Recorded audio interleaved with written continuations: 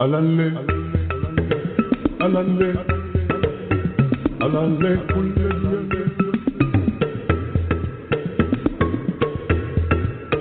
alalle, alalle, alalle, alalle.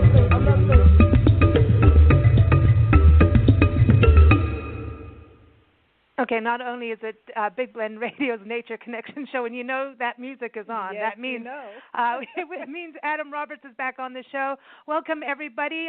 Of course, it is the Nature Connection show here on Big Blend Radio with Nancy and Lisa. We're the crazy mother-daughter travel team and publishers of Big Blend Radio and TV magazine and Parks and Travel magazine.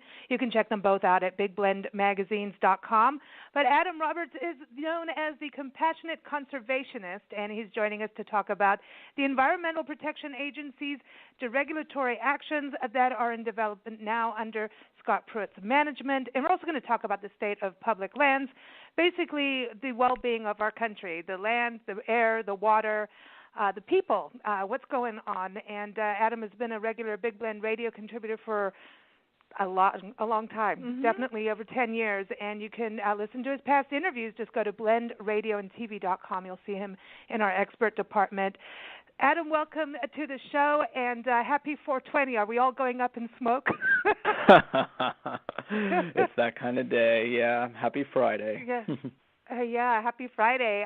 But yeah, this is, I know when we were talking about you coming on and doing this segment and looking at, the EPA, and then as I started digging into things, as I know you do a lot of that, not only do we talk about wildlife conservation, it just seems like the natural world is under attack from all kinds of, whether it's the public lands and, gas and oil development there, saying, okay, we're going to take away half your monument, we're going to drill this side and then, give you a better road, all the way to what's going on with these deregulatory actions like, hey, you don't need to get your car smogged. It seems that we're under attack. Yeah, I think that's right. And for me, and the reason that this was an interesting topic for us to explore today, is that we're under attack, but few people other than those sort of directly involved in the issues that are under assault are actually talking about it. And what I've started to notice more and more with this administration, I guess I have to call it an administration. It's pretty impossible to think about them. But what the Trump administration does is have us so focused on scandal that we lose sight of the substance of what's going on. And I've been thinking about it a lot lately. Like I've been thinking about, for so long, as you discussed in the introduction, I've dealt with environmental conservation, wildlife issues, right? So that's what I'm most attuned to. But I'm pretty addicted to the news these days and trying to keep a sense of rational knowledge of what's going on. And I think if you asked me and you asked 100 people, 1,000 people on the street, what's the latest that Ben Carson has done for the Department of Housing and Urban Development, I think most people would say, didn't he spend $31,000 on a new dining set, and wasn't that a scandal? But nobody really knows what the Department of Housing and Urban Development is doing, what they're doing good for people, what they're doing to undermine the industry or the department. And that's the problem. We're so focused on the scandal. We're so focused on, Zinke and the Department of Interior and what he's doing, what he's spending money on, $130,000 for a new giant door and, hanging flags and flying first class, that we lose track of the actual substance. Yeah. So we lose track of the actual substance of what's happening in these administrative agencies, and that's what's so dangerous. We take our eyes off the ball because we're so focused on the scandal. And Scott-Pruitt and the EPA is such a perfect example of that because, as most people will know, every day, this guy is embroiled in some scandal, from a $50 a night room in Washington, D.C. that's given to him by an industry polluting lobbyist, and so he's taking that to the amount of money he spends to retrofit and upgrade his SUV that he drives around in, first-class flights to Morocco via Paris. I mean, the guy is completely dismantling the agency and raping people for taxpayer money to go for all of this stuff that he's doing. but we're losing sight of the actual destructive tendencies of his deregulatory agenda at the EPA. So it is, I think, a really challenging time, and a time for all of us to focus on what's actually happening, the substance of what these people are doing in power. I think this is important because, when we look at, the general population, all of us, and we're all busy in different things, and it is virtually impossible to know everything that's going on. But right now we're going into Earth Days on Sunday. We've got National Parks Week coming up, and it's like, yes, go take a hike, but maybe take time out to actually start to look at what these agencies are. And I think you're really right about that. The EPA, for me, Rachel Carson, when you think about what she did, she wrote Silent Spring and then really brought everybody to the forefront of what DET was doing, whatever DEET or whatever you call it, all these chemicals, what they're doing to the wildlife. This is environment and wildlife go hand in hand, and if the wildlife is dying, well, that means we're dying too. And we're looking at, when you see the Clean Water Act being threatened and things like that, this isn't, there's so many of these acts, and it took so much to get them in place. Richard Nixon put the EPA in place, of all people. Who knew? I didn't know that until today. He signed the law for the wild horses to protect them federally, which, well, that's not happening very well.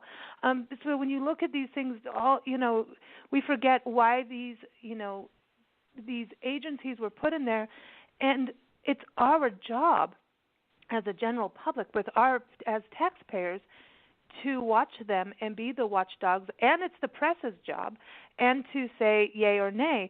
How many shows have you been on with us, NPCA, the National Parks Conservation Association, Global Green, all these things where at times we have to sit and, fight the EPA, even though they're the ones that we want in place doing these things to help regulate and stop pollution. Sometimes we've had to fight and say, hey, we don't want the Navajo generating stations to emit all these fumes from coal and, that kind of thing. So we've had to fight them a lot, and now I feel like, yet they're our friends. Do you know what I mean? Well, it's kind of they're supposed to do good. Yeah. I was reading just this morning of a chemical called Corexit that BP used after the spill.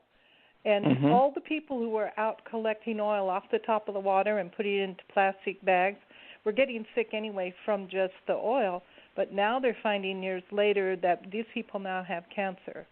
And it comes from them being out on the water, collecting the oil, and airplanes flying over and spraying chemicals on them. The chemical corrects it to disperse the oil, which, by the way, means instead of it going away, it dropped to the bottom of the floor of the ocean, which makes it impossible to clean up. So when they say they're cleaning up, they're hiding it. We call it fake house. Somebody comes over and your house isn't clean, you put things in a closet. It's fake house. That's what they're doing, fake cleanup. And so these people are now in these areas, who lived in these areas and helped with the cleanup, they have cancer.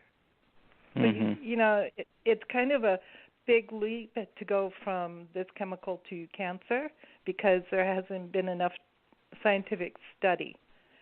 So to me, our government has let us down because it allows an industry to use a chemical in massive water areas that hasn't been properly tested.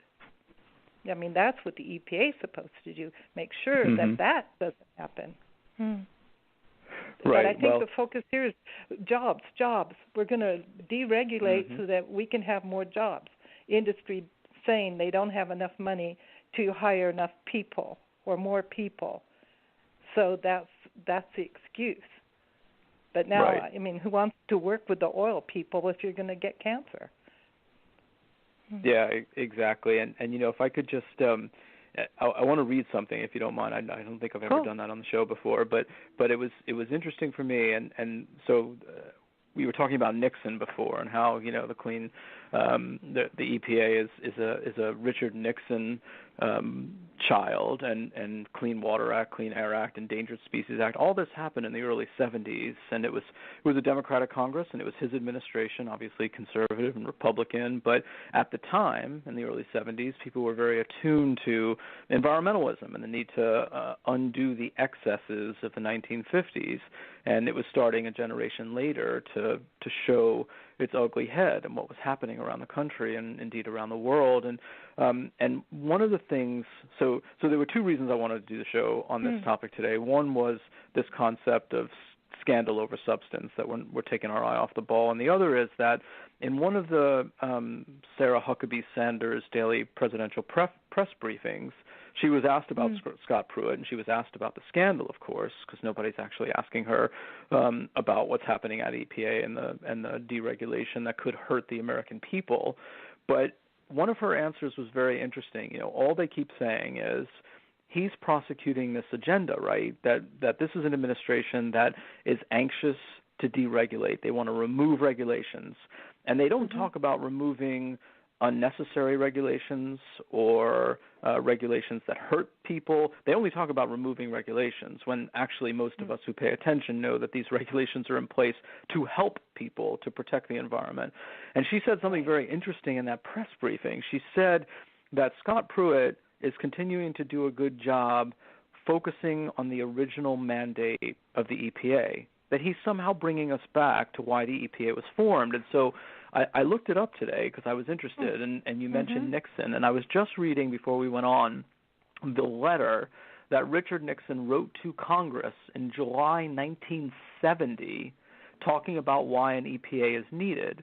And he wrote this. He wrote, because environmental protection cuts across so many jurisdictions, and because arresting environmental deterioration is of great importance to the quality of life in our country and the world, I believe that in this case a strong, independent agency is needed. That agency would work, of course, closely and draw upon the expertise and assistance of other agencies having experience in the environmental area. The principal roles and function of the EPA would include the establishment and enforcement of environmental protection standards consistent with national environmental goals, the conduct of research on the adverse effects of pollution and on methods and equipment for controlling it, the gathering of information on pollution, and the use of this information in strengthening environmental protection programs and recommending policy changes, assisting others through grants, technical assistance, and other means in arresting pollution of the environment, and assisting the Council on Environmental Equality in developing and recommending to the President new policies for the protection of the environment. So, as you say, when Richard Nixon was talking to Congress about setting up the EPA, he was talking about it exclusively in terms of environmental protection, because environmental protection is so important to the human condition. And I think it's insane, literally, to hear people like Sarah Huckabee Sanders stand on that podium in the White House and say that Scott-Pruitt is doing a good job returning the original mandate of the EPA. It's like these people, not only do they not care, but they just have no clue what the original mandate of the EPA is. And, you know, Nancy, you mentioned polluters and fines for pollution. Under the first year of this administration, there have been less than half the amount of fines collected from polluters as under the George W. Bush administration. So forget Clinton, forget Obama. Under George W. Bush, there were more than twice as much money collected in fines from polluters as the first year of Trump. So it just shows, you know, sorry to go on so long and read all that, but I just thought it was important, and it was important for me to see that and be reminded that actually this agency was genuinely established just to protect the environment, because it's important for the citizens of this country to have a clean environment. And what they're doing now is just doing the bidding of the coal industry and the fracking industry and the oil industry and all these other extractive and exploitative industries that have have Trump under their thumb. It's interesting too, because not only is it Scott-Pruitt that is, you know, part of this, but we also have to look at, when you look at the EPA and all the different departments within the EPA, all the different projects, and who is being elected into that, and it does get it gets huge to look at this as just as a person interested in the well-being of the environment and human health. When you start reading all these different offices, there's let's look at Andrew Wheeler. He's supposed to go. He's a coal industry lobbyist. Yes. So is it so that he can help Zinke work on let's go and mining out here and BLM land and take away. And not only are we taking away the environmental health of pieces of land, we're also messing with ancient history, human history, our ancestral peoples. And I mean, we're digging up battlefields, we're digging up graveyards. There's so much that is being dug up for this, and pollution from all of these things does not stay within one little contained area. The other person, Peter Wright, a lawyer for Dow Chemical, who also worked for Monsanto, now that's is wonderful. picked to head up the EPA office overseeing the chemical spills at Superfund sites. So he's had. So I almost feel like it's like, okay, this guy's been in chemicals his whole life. Put him in a chemical office. When you don't, it's like, he's in the chemicals, but it's the stuff we're supposed to stop, not add. Again, these chemicals were not properly tested until 50 to 75 years later, and then everybody wonders why everybody's getting cancer. I feel like they were never properly tested. If someone has had too much to drink in a bar and the bartender gives them a full bottle of whiskey and just keeps pouring and says, "Oh yeah, you can drive off from now. Nothing wrong's going to happen. You know about drinking, so have another one." Right. I'm an expert on drinking, so I should head up the alcohol agency. Just saying. Now, it's like having Charlie Manson, if he were still alive, run a private prison. Oh, good. Right. Well, no, and it really probably did. I think maybe the confusion is definitely at the top, but Environmental Protection Agency is to protect the environment. I'm wondering if they're not thinking it's supposed to protect any kind of industry that impacts the environment. So they're protecting the companies that impact the environment instead of protecting the environment. Yeah, well, that's exactly what they're doing, and that's a relatively new phenomenon. I mean, it's it hasn't been this bad since James Watt, right? But yeah, it's exactly right. It's instead of the polluter pays, it's polluter protection, and they're looking to make sure that the polluters are protected. And again, because I think you said this in the introduction about jobs, I think that's why, because Trump will accept a very bad environmental record if every time someone brings up the environment, he can talk about the number of coal jobs he's created or the number of new lands he's opened to mining or the cost of a gallon of gas. And that's his thing, right? Unemployment's at 4.1%. You can say whatever you want about him, and he'll just come back with unemployment is at 4.1%. And so that's it at the end of the day. But this, what I think troubles me most about that is that we've not, well, some of us have not learned the historical lesson of being that short-sighted, right? Having a strong economy is good, and having good job numbers is good, but having polluted rivers and polluted air and increasing the chance of methane leaks and not requiring companies to clean up and fix methane leaks and gas spills and oil spills and all of these, the outcome of those activities, those quote-unquote accidents that are, of course, entirely preventable through sound regulations is dramatically horrid for the American people. And so, we forget what it was like when rivers were being set on fire because they were polluted and asthma was increasing among children and all of those things. So, we always have to, whether it's wildlife conservation or environmental protection, take a much longer view about why we're protecting these wild places, these native lands, because it's so important for human health, and that's a security issue that we have to all focus on. And then going on the smaller part of it, where when you look at the history of it, and you look at the history of the National Park Service and our public lands, so our national parks created the very first public recycling system. They were the first place you go to learn how to recycle. in a park, you're in a picnic, and maybe you had a plastic water bottle way back when, and they had a place for you to put it in a can. This is for plastic. This is for champagne bottles when it's Nancy and Lisa in the park, But they had places for you where you learned how to even separate your trash. They also have really gone more into electric and solar cars, shuttle buses and things like that to really look at, parks are being polluted, not just climate change, but, it's all connected. But when you look at that, and now they just rescinded the water bottle ban in national parks, where if you go to Yosemite, you can't buy, or some parks, there's like 29 of the national parks, do not sell water in plastic bottles.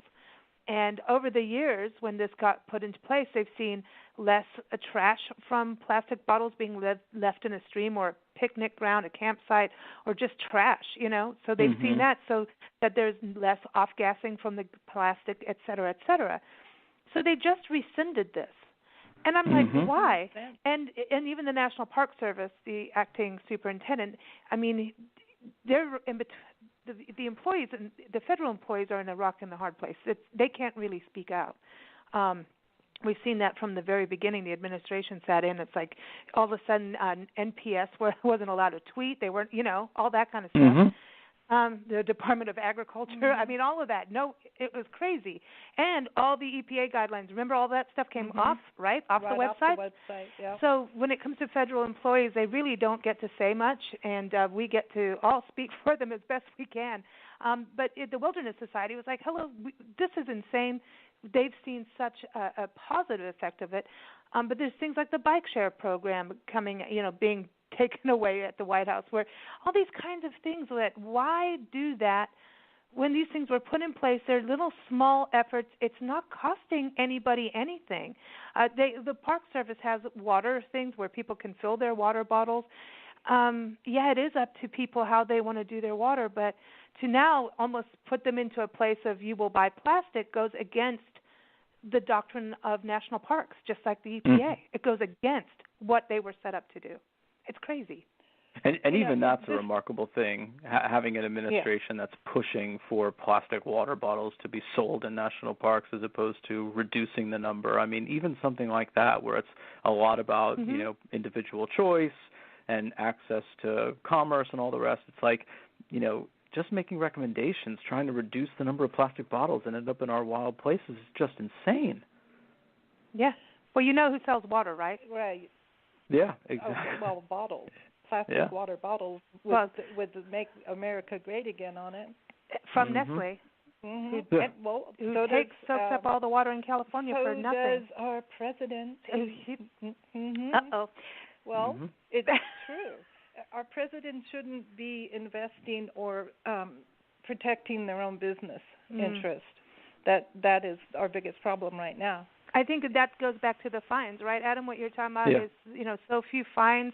And it seems like it's like all these business partnerships are happening at the top level, and they've kind of like barricaded us. What do you think, as citizens, what can we do? When we see these, someone listening now can go, okay, well, now what do? We can inform ourselves.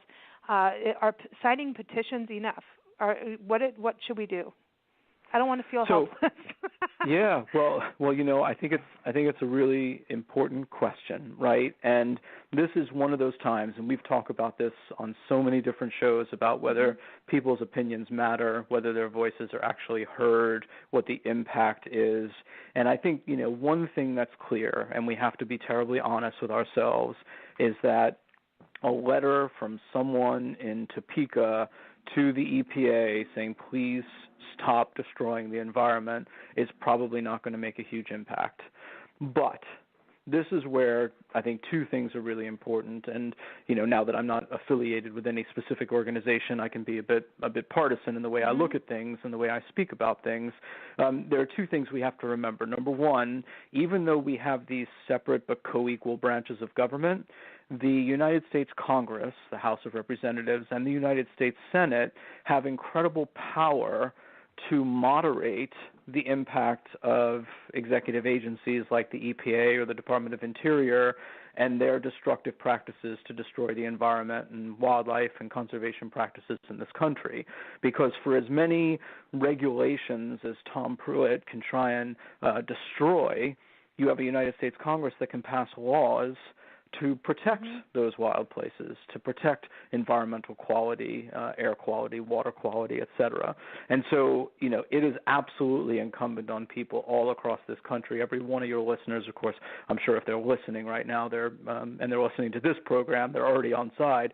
It's really important that they take the time to write a letter to their member of Congress and to both of their senators explaining not that we care so much about the scandals, as I keep sort of banging on this discussion, but that we also care about the decisions, the substance of what's happening, and just take a moment to say, you as my elected representative, you as one of my 2 elected senators, need to do everything in your power to protect the environment and stop, I'm sorry, I said Tom Pruitt, right, Scott-Pruitt, from destroying the environment, and actually take the time to list some of the problems that we have with these decisions being made.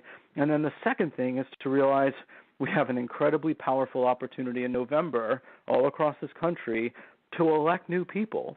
So if the people who are in charge right now, who are in government right now, are not going to hold him accountable, are not going to say to Pruitt and Zinke especially that they need to stop their environmentally destructive practices, then we're going to vote out those members of Congress and the United States Senate and put people in who will. And that will send an incredible message going into a 2020 election that, Trump is fallible on this issue and can be held to account. And we really need to use that power. So I would just encourage everybody. I always encourage citizen action. I always encourage people to sign petitions, online petitions, petitions through organizations, support organizations, whether it's the Center for Biological Diversity or NRDC, the Natural Resources Defense Council, these organizations that are working to protect wild lands. But I think now more than ever, members of Congress need to hear from us because, if in one town, you have 100 listeners and those 100 listeners write a letter to their United States senators, when those 100 letters arrive, that sends an important message to that Senate office that this is something that people in my state care about, and I'm going to look into it, I'm going to work on it, I'm going to be reactive, and they just have to know if they don't, we're going to mobilize against them, and we're going to vote them out and put in people who will. That's the important message, I think. I think right now everybody's so Republican versus Democrat. Yeah. And siding blindly with one side or the other. So Yeah. I'm always going to vote this way because I belong to that party. And I think that's one of the biggest things that's harming this country. I don't care what party anybody belongs to. I remember driving Lisa home from one of her very first doctor appointments when she was a baby and having to pull off the freeway because I couldn't breathe and my eyes were crying from all the smog. And that was in California many, many years ago. You don't have before smog rules. You don't have that now. And people have forgotten how bad it can be and how bad it was. I mean, you would cry sometimes with the car and the air conditioning. Yeah, there was in schools you'd have like lockdown, not lockdown. What do you call it? Where you're down on the floor? Yeah, when we had alerts about bad air days, and you couldn't go outside and play because the air quality was that bad. And I have to stand up for Governor Brown to say, no, I don't care what the feds say. We're not we're not going to deregulate our air emission laws in California. And I'm wondering, what if a whole bunch of states start saying that? What happens to the automobile industry? Like, okay, we can now make cars that pollute more than they did last year, but how do you buy a car and then California go, no, you can't have that in here, and then you go over to Florida like, no, you can't have that car in here. How do you do that? I mean, if the states stand up for the regulations they have put in place in their state, then does it matter what the feds say? Exactly. I mean, how confusing is this going to really get? And whether you're Republican or Democrat, do you really want smog? Do you really remember acid rain? Do you really want that? Do you want all those bad things that we worked the last 40, 50 years to get rid of? You want them back? Is there a reason for that? Right, precisely. And since when did human health and safety become a partisan issue, right? Yeah.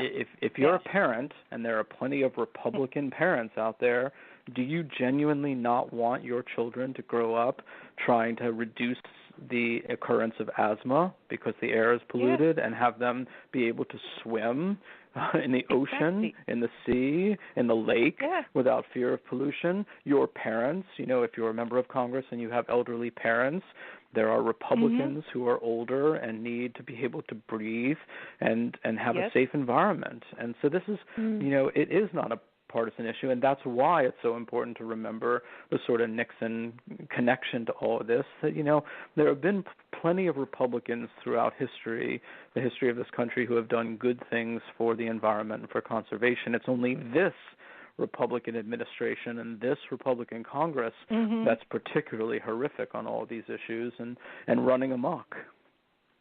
Well, what's interesting is historically this is not the first time.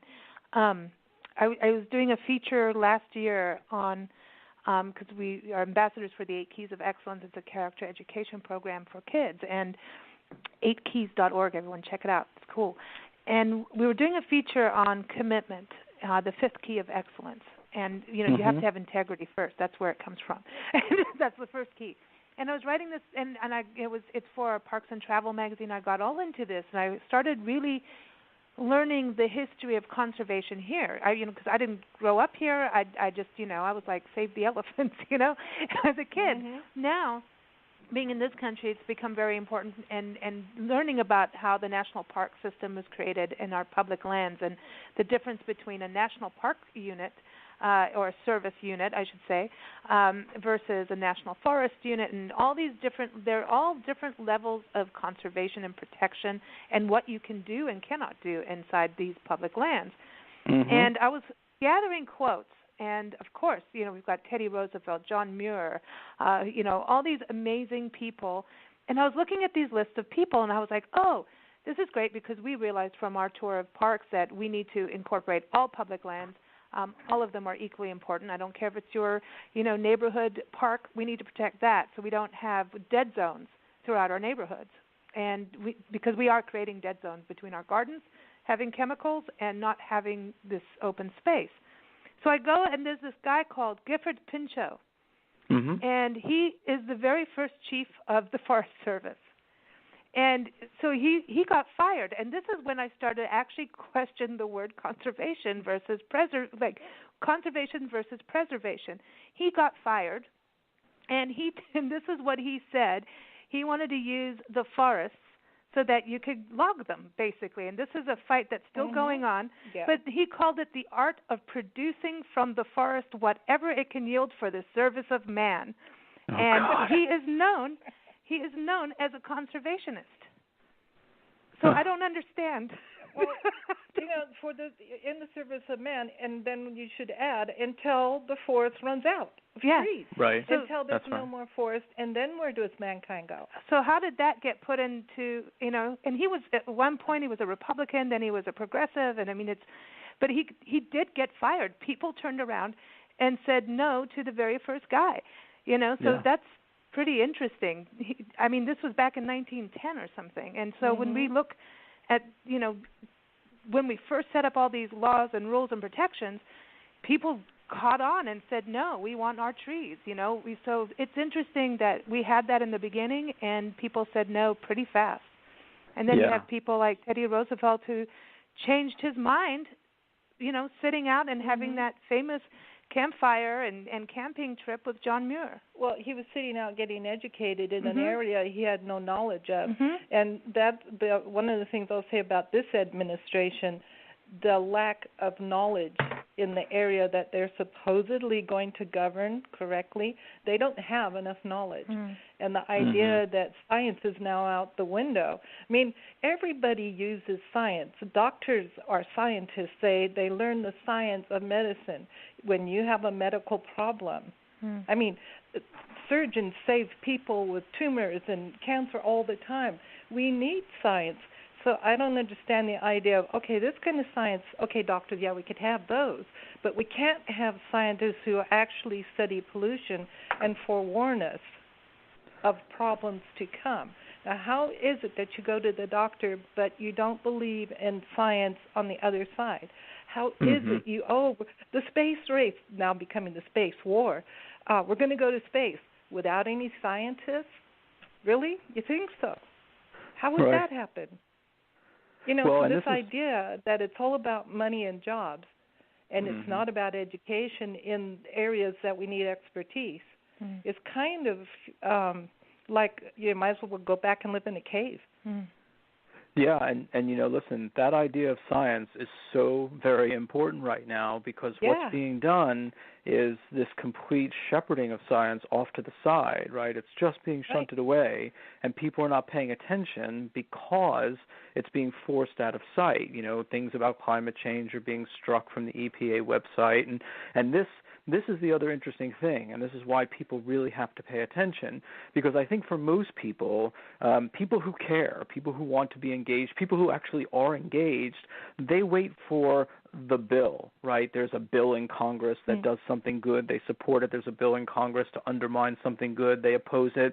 We're constantly waiting for that. But what's happening at EPA right now, what Scott-Pruitt is doing, is really focusing on using, as a lawyer, these very technical regulatory processes to try and figure out ways to scuttle the truth. And that's why the whole ridiculous Trump fake news stuff is so interesting, is because what his own agency is putting out on a regular basis is completely fake, where they're saying that they don't have to push a regulation that was in the process, right, a regulation under Obama that was in the process of being finalized. They don't have to publish a final ruling on that because they determine that the science is quote-unquote inconclusive or currently unavailable, or they come up with this decision that we are not going to look at any data from before 2000, and so since then there's not any data, therefore we don't have to push the regulation forward. And so for as many regulations, and this EPA in the first year has undone more than 30 important environmental regulations, has another 20-something in the works. So for all of those regulations that are being undone, there are many more that are just being stopped simply because they're saying that they don't have enough information to move ahead. They're stalling the process. And quite frankly, for the ones that are challenged, you end up with a multi-year court process. You've got these great environmental groups that are challenging in the courts, and that just stalls things even longer so the polluting organizations, the polluting companies can do what they want until the court case is heard years from now. So you know, he's very slick in the way he's going about doing this, but we have to really read between the lines and look at the way he's pushing science off to the side and saying that, you know, the science is inconclusive, that there's not best available science available, those sorts of buzzwords that allow them to either deregulate or stop good regulations from coming into effect.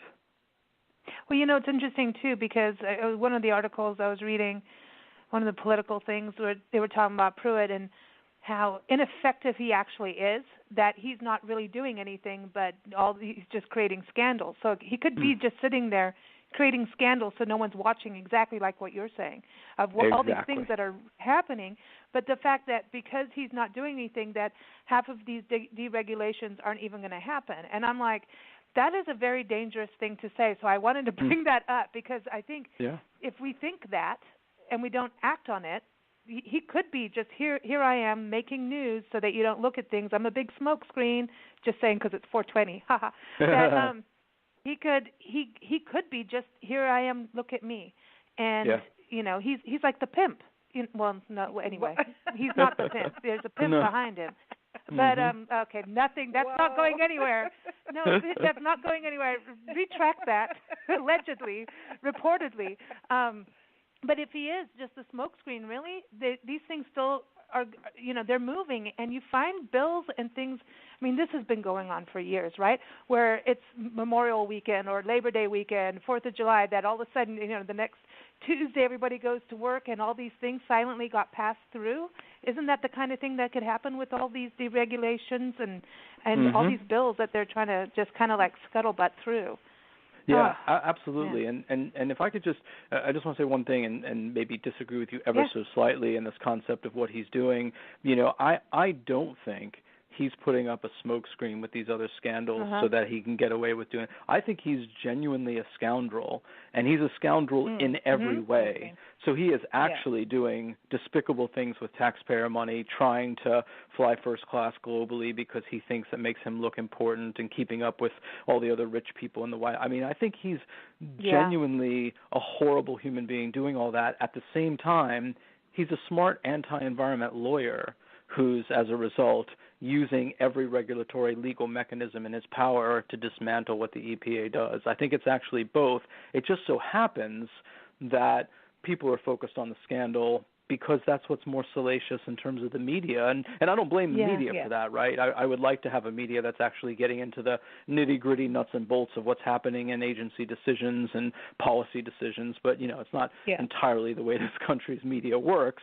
I don't think they're creating all of these different scandals to hide what they're doing. I think it just so happens they're able to do a lot more of that despicable stuff because people are focused on the scandals. Okay, yeah, absolutely. So what about the idea of the responsibility some of these huge corporations, especially the energy ones, have to their customers, their clients, their people? If people stopped investing in some of these corporations that are not careful about pollution, and they took their money out of the stock market and they began to maybe funnel their investment into companies that are more green and more conscious about the environment, maybe things would turn around. I look at some of these corporations and wonder, well, okay, why can't you retrain and retool and do it right?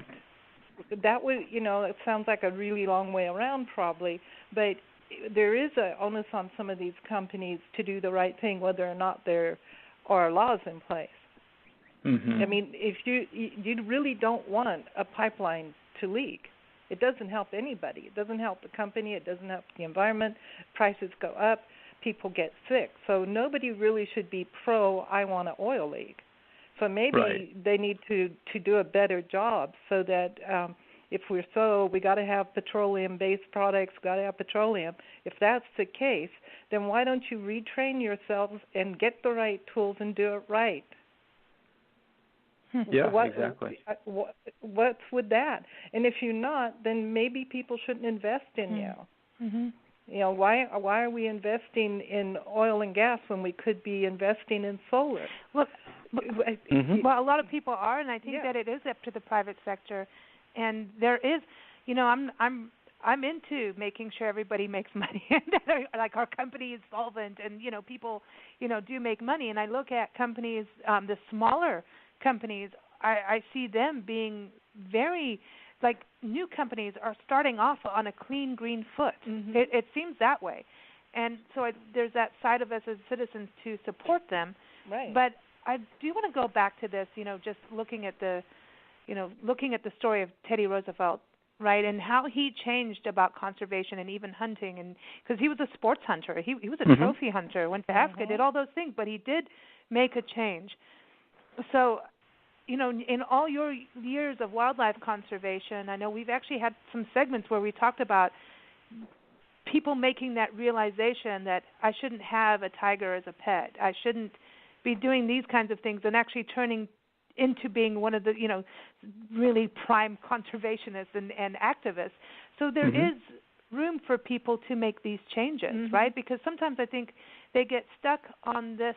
I mean, and we can say that about everyone, but we get stuck into what we really believe.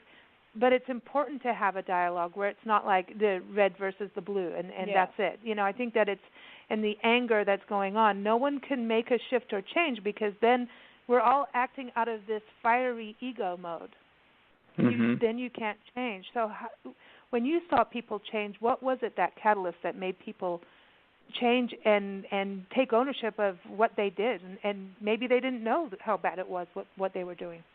Yeah, so, it's a really interesting question. And just to incorporate what Nancy was saying, because I was thinking about responding to her as well, and I think it's the same response, right? She was saying that, there's actually all this money to be made from renewable energies, and, the future is not in coal, and we need to focus on sort of how shareholders can have a greater voice in corporate decision-making and all of these things. I think it's exactly right.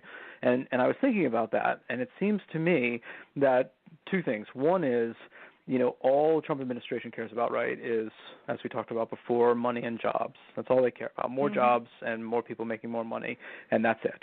And the interesting irony of that, which comes to your question as well about how, people's eyes get opened, is that it's usually the light bulb moment when something goes terribly wrong.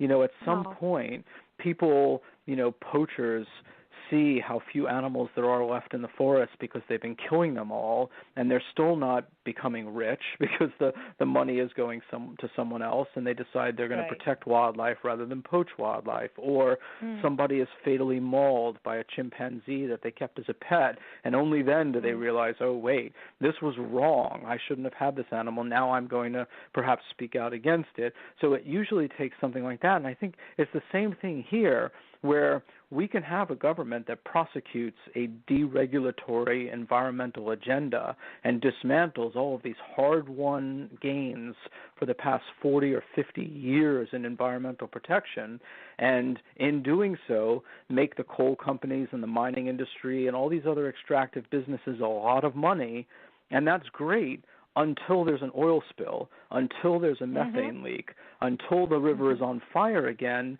and then the stock value of those same companies go in the toilet. They just bottom out. And it's at that point people say, oh, wait a minute, maybe we had the wrong business model all along. And that comes back to what I was saying before about needing to have a long-term strategy, needing to be able to think long-term. We want to help people in West Virginia have gainful employment that can provide for their family. That doesn't have to be coal. That can be any number of other forward-thinking industries, whether it's, solar power or anything else. And that's what we need to focus on. We need to train these individuals, give them job training to fill, the 6 million jobs that are available across this country, rather than just cling to this idea that the only way to employ people in West Virginia is stick them in a coal mine. Oh, and then, by the way, take away their health care, so when they get black lung, they're in big trouble. It just makes no sense. So the long-term strategy is really the way to do it. I would rather work in the sunlight than down underneath breathing dirty. Yeah. I mean, it's a good thing for the people who need the jobs too. And I'm sure somebody who really needs a job and wants to work would be just as happy working in solar as gas. And new technology breeds jobs. Anything new breeds jobs and creativity. It brings creativity back to the forefront. And I think that's the thing. We're in this. Was it Common? Common was, he does that commercial on TV. He's like, artificial intelligence is here, AI, and it's like, instead of being fearful, it's about how are you going to use this? How are we going to go from now we can have clean solar energy. We don't have to have people sweating 12 hours a day, 14 hours, 16-hour days, really hard work that gets them sick, doesn't really give them a full paycheck. Then, some of them end up on welfare because it's really not that, lucrative for the actual workers. For the top dogs and the top, yes, but for the people actually doing the work, half the time it's not that great a job. It's not that great a job. But here it is. You could be in solar, or you could be learning how to build a robot. I don't know much about all that stuff, but there are so many opportunities now. The power of the internet, the attack on the welfare system. I sure don't want to be paying for someone who just wants to sit at home and eat Cheetos. And, watch whatever soap operas on TV. That's not my thing. I'm very into people getting education and getting assistance so that they become, more productive for themselves and for society. So it's like, hey, and everybody has a different story. And I feel like if we could push, like, those systems, education, and helping the people out there that are these creative forces that we have, I feel like we are now in an era of creativity, not necessarily going the opposite way. There's fear whenever there's something new, but I feel like we are actually in a time frame where there is more opportunity for people than ever if we have the right guidelines and vision and agencies that protect it, right, like the EPA. What about the idea? Let's go back to the artificial intelligence and the robots. Now, if you are a coal miner, what makes you think the moment there's a robot able to replace you, you will not be replaced? Because just on the human safety and less expense by using a robot, your job is going to be gone in the next 20 years anyway. This is what I don't get. It's like nobody wants to look in the future. So if you're a coal miner and you think that's the only thing you can do, if I was you, I'd probably start going to night school or something, because the robot thing is going to happen because it's more economical. Can we do it without plastic or using recycled plastic, please? I don't know what they're using, but you know it's coming. It's coming. Yeah. So if you're in a job where, we have to look at that. So why are we deregulating? Go ahead. Sorry. No, it's okay. It's just I get fired up about this idiocy, but it's it comes back to Trump, right? And the one thing more than anything else that has mystified me since day one is when he announced "Make America Great Again," right? His slogan. And I thought to myself, what the hell does that mean?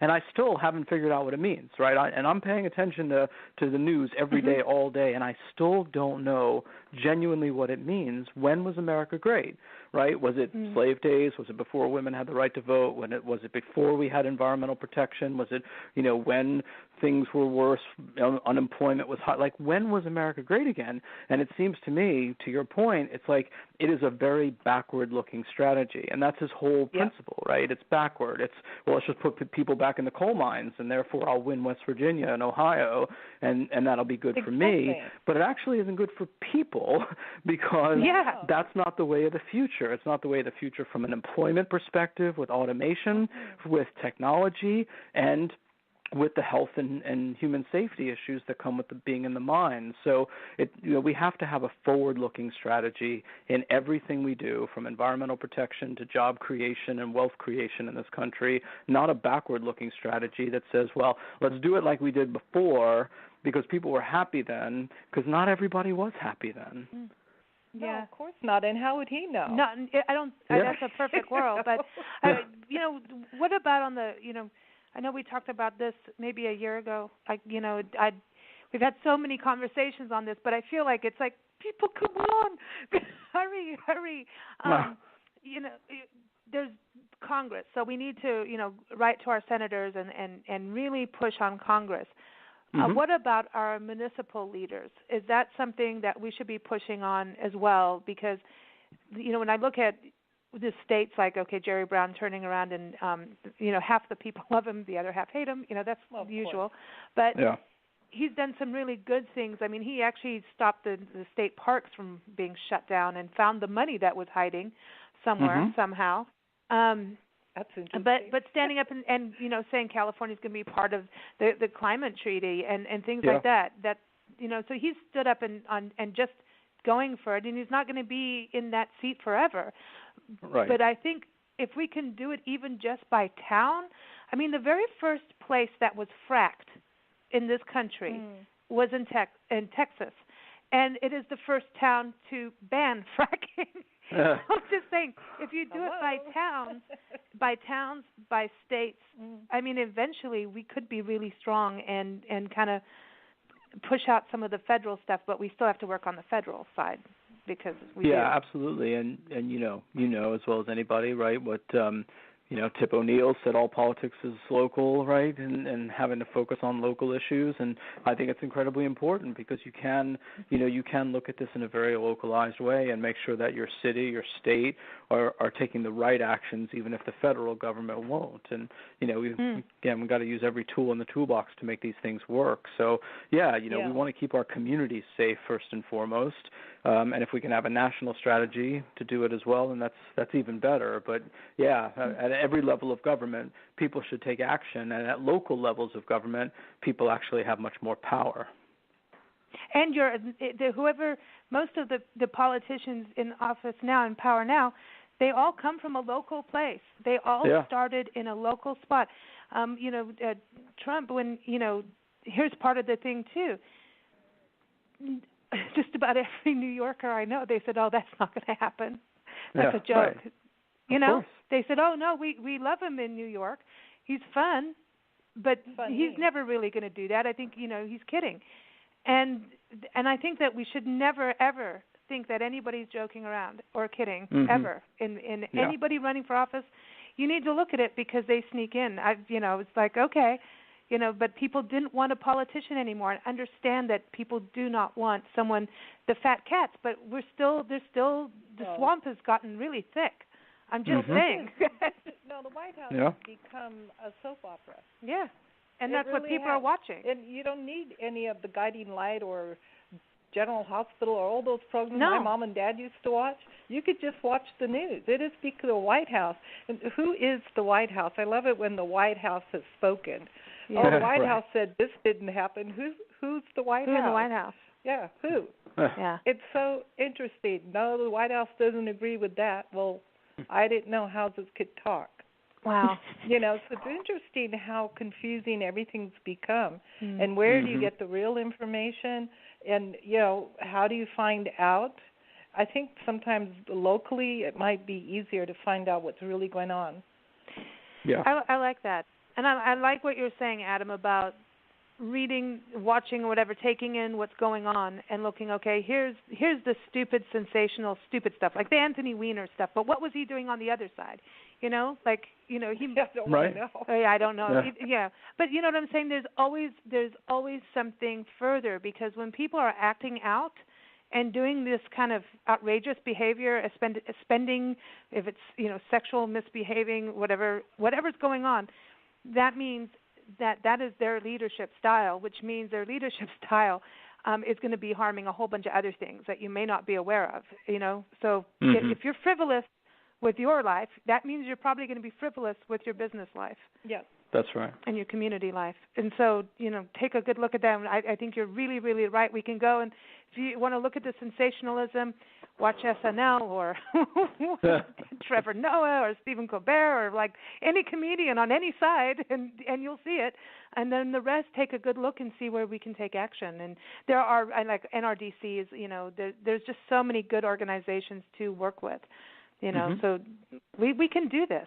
Well, at the bottom line, we've got to go back to really just everybody look inside your own heart and brain and soul and ask yourself, would you want clean air or polluted air? Would you want clean water or polluted water? Would you want all concrete, no trees, no flowers? Or would you like to have a park here and there? Would you like to have the freedom to know if you swam in the ocean, you wouldn't come out with abscesses and all these weird things that happen when sewage goes in to the ocean? Would you like to know that if you're helping to clean up an oil spill, a plane isn't going to drop chemicals on you that 5 years later you have a cancer problem? What would you prefer? Exactly. It's really not that. Exactly right. It shouldn't even be political. Well, I want to say this. Aldo Leopold, the quote from him, harmony with land is like harmony with a friend. You cannot cherish his right hand and chop off his left. Damn. Yeah. That's a good one. Straight up. It's like straight up. Adam, thank you so much for joining us. Before you go, is there anything else you wanted to add? Do you want to read the list of deregulations? Oh my God, no. But yeah, just for fun, I read the letter from Nixon to Congress to establish the EPA. Folks who are listening should go on the EPA's website and look at the About Us section, and right on the very front where it says what we do, people should just have a read of that. It really echoes all the things we've been talking about. There's nothing there about what we do. We try and protect extractive and polluting industries from burdensome government regulations. Now, that's not there. What the EPA does right on the homepage of the website, it's all about protecting the environment, making sure the air and the water is healthy and clean. So it's worth taking a read, and it's worth people being reminded of how important these agencies are and why they actually exist, rather than listening to the detritus on TV about what their perspective is as they try and dismantle these protections. And follow them all on Facebook and social media, and use that too. You can't get through with that. Social media is effective unless you get blocked. But you know, I had this was insane. Nestle's the water guy from Nestle followed me on Twitter. Oh, and it was the Eco Ambassador, and so I just blocked him. I was like, "You can't. You're not an Eco Ambassador. You're sucking up water out of California, and there's fires because of this. You know, and you're not even paying enough for it." So I was like, so I blocked him. I'm like, "You can't look at what I'm doing and fight me, man. Like you're off. You go. Go." He's suck doing on opposition research. How is that? What it? I mean, what? I didn't even know they had sustainable ambassadors and eco ambassadors, and it's like, where did that come from? Come on, I know Nestle from way back when I was in Kenya for the first time, and I saw what was illegal to sell in this country, baby formula. Was they turned around and took what was banned here and sold it to Kenya. Yeah. So don't tell me about Nestle. They got their fingers in many pies and they're all dirty. Well, this is where I'm into business. You know, people need to make a profit and you know, be able to feed their families. But this is where I don't believe like these corporations belong within our public lands. Nestle is sucking up water in public lands. Okay, so that's wrong. And they're not paying enough for it, just like some of the cattle on parklands. And oh man, don't start me on this. But when you look at Starbucks being able to be in Yosemite, you know, when you go into national parks, there's a sense of place, and it's supposed to be one of those uncommercialized places, so you know what the land was like years and years ago, and it's supposed to be in that same pristine condition, right, with given nature cycles. But when you start having that, next thing you know, we're going to have McDonald's. They're bringing in bad things. I mean, then what happened to the smaller business opportunity? Now it's Starbucks and chains, and where does it go from here? Where do we go from here? Suddenly people are going to, you know, you have this Qualcomm Stadium. Now you're going to have Starbucks Park. It starts with this. Well, only half the population can get in. I know, right? But anyway. Bad one. We have a song for you, Adam, and for our listeners. Exciting. I know, just to seal it all off. I had to do this. Everybody, this is Maniac World. It's the title track from John Roniger and the Good for Nothing Band, and they say it straight out. So Maniac World, you can go to thegoodfornothingband.com and go see them when you're in New Orleans. Incredible band. John Roniger's been on our show for years, and he does write quite a few environmentally pro-environmental songs and anti-Fox News songs. But anyway, that's his thing. And so we wanted to play Maniac World for you. Don't forget, Big Blend Radio airs Monday through Thursday at 4 p.m. Pacific Time, 7 p.m. Eastern Time, and Fridays and Sundays at 11 a.m. Pacific Time, 2 p.m. Eastern Time. You can also keep up with Adam's past interviews and this one. If you go to blendradioandtv.com, you'll see him in our expert department. Thanks so much, Adam. It's always cool having you on the show. Thank you. I had a great time. We'll talk again next month. Next month, let's talk about puppies and kittens, okay? Okay. Yeah, exactly. All right, cool. Have a good weekend. Here it is, Maniac World, and happy National Parks Week and Earth Day, everybody. Let's take some good action.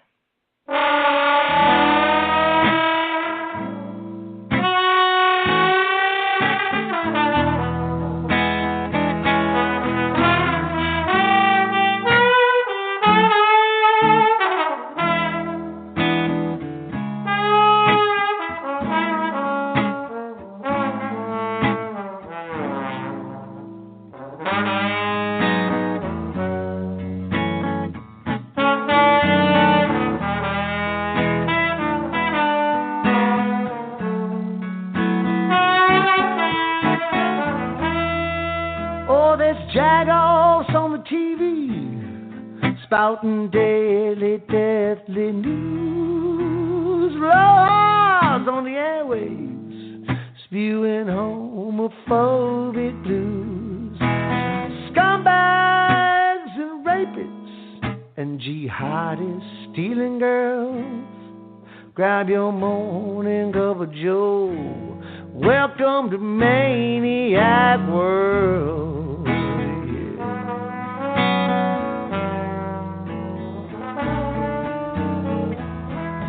They bunch of ass clown morons.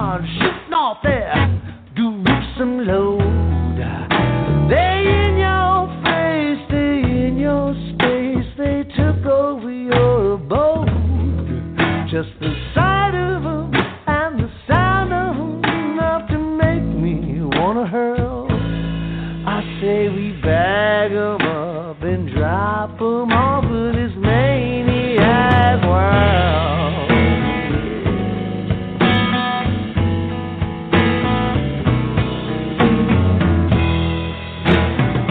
Remember when we had a common sense of sanity?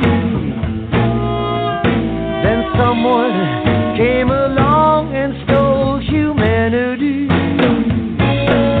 While we wallow in self-righteous greed and vanity, mass killing became the new profanity.